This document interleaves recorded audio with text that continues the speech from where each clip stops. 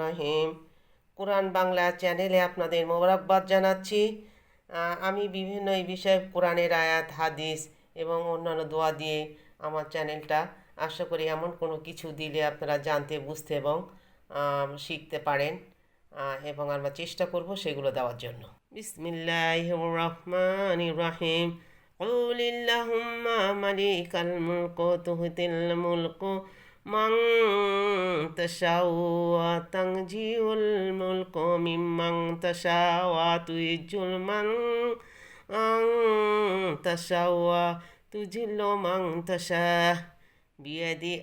বিয়াদিকাল খায়র ইন্নাকা আলা কুল্লি শাইইন কাদির তুলিজুল লাইলা ফিন নাহারি ওয়া তুলিজুন নারা ফিল লাইলি ওয়া তুখরিজুল হাইয়া মিনাল মাইত ওয়া তুখরিজুল মাতি মিনাল হাই তারজুকু মান তাশাউ বিগাইরিল হিসাব।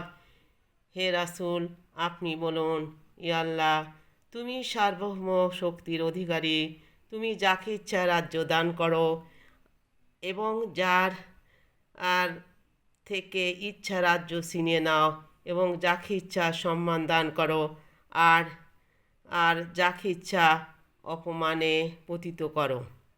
তোমারই হাতে রয়েছে যাবতীয় কল্যাণ। নিশ্চয়ই তুমি সর্ববিষয়ে ক্ষমতাশীল।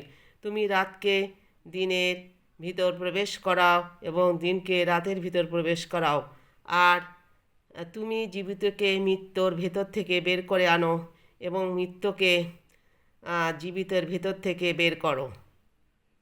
আর তুমি যাকে ইচ্ছা বেহিসাব রিজিক দান করো। সূরা আল ইমরান আয়াত 26 ও 27 নম্বর আয়াত। ইমাম বদঘিব নিজস্ব সনদে বর্ণিত এক হাদিসে রসুল সাল্লাল্লাহু আলাইহি ওয়াসাল্লাম বলেন, আল্লাহ তাআলা বলেন, যে ব্যক্তি প্রত্যেক নামাজের পর সূরা ফাতিহা, আয়াতুল কুরসি, সূরা আলে ইমরান, শাহাদাল্লাহ আয়াত শেষ পর্যন্ত এবং কুলিল্লাহুম্মা আয়াত থেকে গয়রিল হিসাব থেকে আয়াত পাঠ করে আমি তার ঠিকানা জান্নাতে করে দেব।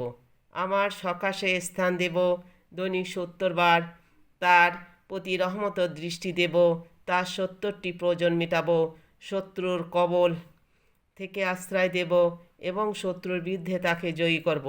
মা আরিফুল কোরআন 2য় খণ্ড পৃষ্ঠা 33। সূরা আল ইমরানের 26 ও 27 নম্বর আয়াতটা আমরা পড়লাম, মানে দেখলাম এবং এর ফজিলতটা দেখলাম। আশা করি আমরা চেষ্টা করব ইনশাআল্লাহ। সাদাকাল্লাহুল আলিয়্যুল আযীম।